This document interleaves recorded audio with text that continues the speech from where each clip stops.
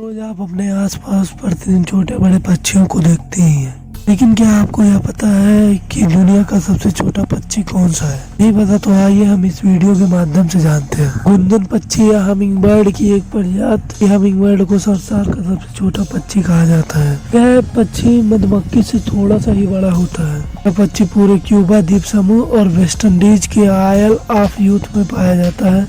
इस पक्षी की यदि हम वजन की बात करें तो इस पक्षी का वजन 1.6 ग्राम होता है। इस पक्षी की लंबाई 2.24 इंच मापी गई है। अपने पंखों को इतनी तीव्र गति से फड़फड़ाते हैं कि उच्च श्रेणी की श्रव्य आवृत्तियां उत्पन्न होती हैं। इस कारण इन्हें हमिंग बर्ड कहा जाता है।